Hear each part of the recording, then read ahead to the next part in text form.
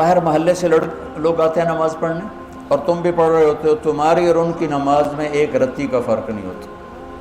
تمہاری نماز سے یہ نہیں پتہ چلتا کہ یہ اہل علم ہیں جو نماز پڑھتے ہیں۔ تمہاری نماز اور ایک دکاندار کی نماز ایک جیسی، باہر چائے بیچنے والے کی نماز اور تمہارے مشکات شریف پڑھنے والوں کی نماز ایک جیسی۔ اقاموا الصلاۃ جعلت قرۃ عینی فی الصلاۃ، میری آنکھوں کی ٹھنڈک نماز۔ قرۃ عینی عربی محاورہ ہے، اردو محاورہ نہیں ہے، یہ عربی محاورہ ہے، وہاں سے اردو میں آیا ہے کہ ریت کے طوفان میں جب آنکھوں میں گرم ریت پڑتی تھی اور اونٹ تو آنکھیں بند کر لیتا تھا، لیکن چلانے والا تو آنکھیں بند نہیں کر سکتا، اسے تو راستہ دیکھنا ہے، تو وہ گرم ریت اس کی آنکھوں کو جلا دیتی تھی۔ تو چلتے چلتے چلتے چلتے جب اسے کوئی اونٹ نظر آتی، کوئی پہاڑی نظر آتی، کوئی کھو نظر آتی، کوئی چٹان نظر آتی، وہ اونٹنوں کو بٹھا کے بھاگ کے اس کے نیچے چھپتا اور جلدی سے مشکیزہ نکال کے پانی لے کر اپنی آنکھوں میں ڈالتا، اور تھوڑی سی جب ٹھنڈک ہوتی تو کہتا شکر ہے آنکھیں ٹھنڈی ہو گئیں۔ اس بدو سے سمجھو کہ نماز کی ٹھنڈک میرا نبی کیا کہہ رہا ہے۔ ہم کیا سمجھیں؟ ہم نے تو اے سی والی مسجد میں نماز پڑھنی، ہمیں کیا خبر کہ آنکھوں کی، میری آنکھوں کی ٹھنڈک نماز۔ ہمارے تو ٹھا ٹھا ٹھا ٹھا ٹھا چل رہے۔ اقام الصلاۃ، نماز۔ ارحنا بہا یا بلال، بلال مجھے راحت پہنچا، اذان دے، نماز پڑھیں، راحت پہنچا۔ مولانا سید خان صاحب رحمۃ اللہ علیہ سے کئی دفعہ سنا کہ مولانا الیاس صاحب رحمۃ اللہ علیہ کے ساتھ سفر میں چل چل چل، میوات پہاڑی علاقہ ہے، ہماری ٹانگوں میں سلاخیں پڑ جاتی ہیں اور ہم تھک کے چور ہو جاتے، اور جب ہم مسجد پہنچتے تو جاتے ہی گر کے سو جاتے، اور مولانا الیاس صاحب وضو کر کے نماز میں کھڑے ہو جاتے اور فرماتے تم سو کے آرام لیتے ہو، میں نماز پڑھ کے آرام لیتا ہوں۔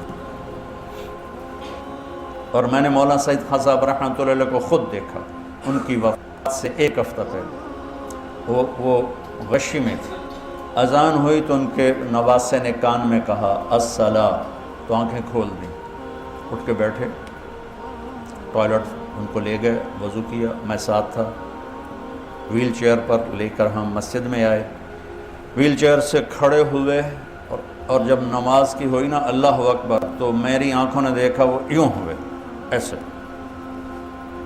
اور اللہ اکبر، 4 رکعت عصر ساری پڑھی، اور سلام پھرتے ہی پھر یوں ہو گئے، اور جب آ کے لٹایا پھر بے ہوش ہو گئے۔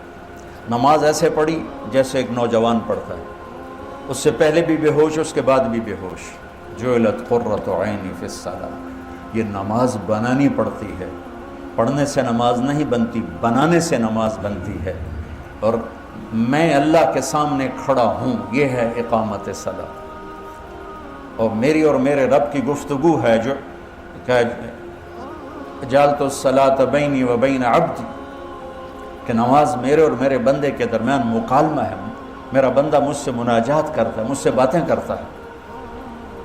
حضرت علی کا فرمان ہے جب میرا دل کرتا ہے میں اللہ سے بات کروں میں نماز پڑھتا ہوں، اور جب میرا دل کرتا ہے اللہ مجھ سے بات کرے تو میں قرآن پڑھتا ہوں۔